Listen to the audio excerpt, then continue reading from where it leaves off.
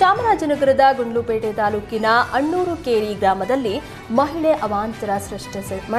ಅವಾಂತರವನ್ನು ಸೃಷ್ಟಿಸಿದೆ. ರಾತ್ರಿ ಸುರಿದ ಮಳೆಗೆ ಚಿಕ್ಕಶೆಟ್ಟಿ ಎಂಬುವರ ಮನೆಗೆ ಮಳೆ ನೀರು ನುಗ್ಗಿದ್ದು ಮನೆಯಲ್ಲಿದ್ದ ಪಡಿತರ ಅಕ್ಕಿ, ಖಾರದ ಪುಡಿ, ಬೆಳೆ ಸೇರಿ ದವಸ ಧಾನ್ಯಗಳು ಹಾಳಾಗಿವೆ. ಮನೆಯಿಂದ ನೀರು ಹೊರಹಾಕಲು ನಿವಾಸಿಗಳು ಹರಸಾಹಸ ಪಟ್ಟಿದ್ದಾರೆ. ಸೂಕ್ತ ಚರಂಡಿ ವ್ಯವಸ್ಥೆ ಇಲ್ಲದೆ ಇರೋದೇ ಈ ಅವಾಂತರಕ್ಕೆ ಕಾರಣವಾಗಿದೆ ಅಂತ ಸ್ಥಳೀಯರು ಆಕ್ರೋಶ ವ್ಯಕ್ತಪಡಿಸಿದ್ದಾರೆ. ಬೆಂಗಳೂರಿನಲ್ಲಿ ನಕಲಿ ಅಧಿಕಾರಿಗಳ ಹೆಸರಲ್ಲಿ ಭಾರೀ ಗೋಲ್ಮಾಲ್ ನಡೀತಾ ಇದೆ. ಎಫ್ಎಸ್ಎಸ್ಎಐ ಅಧಿಕಾರಿಯ ಹೆಸರಲ್ಲಿ ಪಿಜಿಗಳಿಗೆ ವಂಚನೆ ಮಾಡಲಾಗ್ತಾ ಇದ್ದು, ನಾನು ಎಫ್ಎಸ್ಎಸ್ಎಐ ಆಫೀಸರ್ ಸರ್ಟಿಫಿಕೇಟ್ ಕೊಡ್ತೇನೆಂದು ಹಣ ವಸೂಲಿ ಮಾಡಲಾಗ್ತಾ ಇದೆ. ಪಿಜಿಗಳನ್ನೇ ಟಾರ್ಗೆಟ್ ಮಾಡಿ ನಕಲಿ ಅಧಿಕಾರಿಗಳೆಂದು ವಂಚನೆ ಮಾಡಲಾಗ್ತಾ ಇದ್ದು, ದುಡ್ಡು ವಸೂಲಿ ಮಾಡ್ತಿದ್ದ ನಕಲಿ ಅಧಿಕಾರಿಯನ್ನ ಪಿಜಿ ಓನರ್ಸ್ ರೆಡ್ ಹ್ಯಾಂಡ್ ಆಗಿ ಲಾಕ್ ಮಾಡಿದ್ದಾರೆ. ಎಚ್ಎಎಲ್ ಪೊಲೀಸ್ ಠಾಣಾ ವ್ಯಾಪ್ತಿಯಲ್ಲಿರುವ ಪಿಜಿಗಳಿಗೆ ವಂಚನೆ ಎಸಗಿದ್ದಾರೆ ಎನ್ನಲಾಗಿದೆ. ಪಿಜಿಗಳಿಗೆ ಎಫ್ಎಸ್ಎಸ್ಎಐ ಸರ್ಟಿಫಿಕೇಟ್ಗೆ ಸರ್ಕಾರದ ದರ ಇರೋದು ₹100. ಆದರೆ ಈತ ಎಫ್ಎಸ್ಎಸ್ಎಐ ಸರ್ಟಿಫಿಕೇಟ್ಗೆ 5 ರಿಂದ 10 ಸಾವಿರ ವಸೂಲಿ ಮಾಡ್ತಾ ಇದ್ದ ಎನ್ನಲಾಗಿದೆ. ಮನೆ ಮುಂದೆ ಬೈಕ್ ನಿಲ್ಲಿಸಿದ್ದಕ್ಕೆ ಬೈಕ್ ಸವಾರರಿಗೆ ಮನೆ ಮಾಲೀಕರು ಹಿಗ್ಗಾಮುಗ್ಗಾ ಥಳಿಸಿದ್ದಾರೆ. ಬೆಳಗಾವಿಯ ಗಣೇಶಪುರ ಬಳಿ ನಿವಾಸಿ ಪ್ರವೀಣ್ ಎಂಬುವವರು ಬೈಕ್ ಅನ್ನು ನಿಲ್ಲಿಸಿದ್ರು.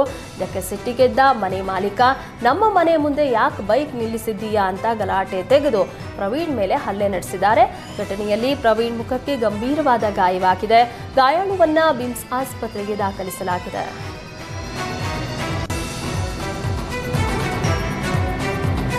ರಾಜ್ಯದಲ್ಲಿ ಹಾಲಿನ ದರ ಏರಿಕೆ ಬೆನ್ನಲ್ಲೇ ಟೀ, ಕಾಫಿ ಪ್ರಿಯರಿಗೂ ಶಾಕ್ ಎದುರಾಗಿದೆ.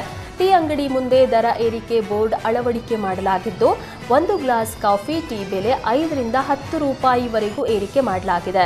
ಗ್ರಾಹಕರು ಸಹಕರಿಸಬೇಕೆಂದು ಬೋರ್ಡ್ ಮೂಲಕ ಮನವಿ ಮಾಡಲಾಗಿದ್ದು, ಸರ್ಕಾರ ಲೀಟರ್ ಹಾಲಿಗೆ ₹4 ಏರಿಕೆ ಮಾಡಿದೆ.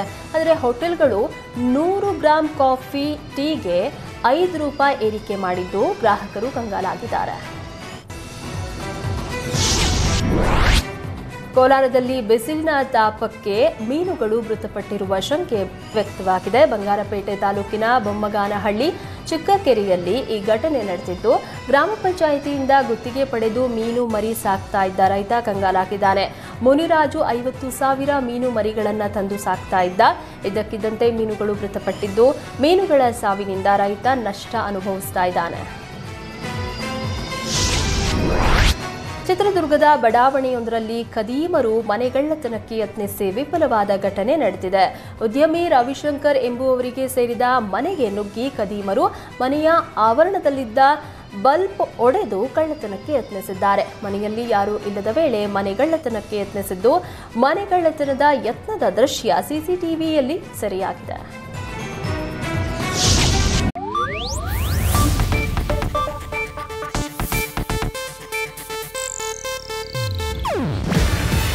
ಇದು ಏಷ್ಯಾನೆಟ್ ನ್ಯೂಸ್ ನೆಟ್ವರ್ಕ್ ಪ್ರಸ್ತುತಿ. ನೀವು ನೋಡ್ತಿದ್ದೀರಾ ಏಷ್ಯಾನೆಟ್ ಸುವರ್ಣ ನ್ಯೂಸ್.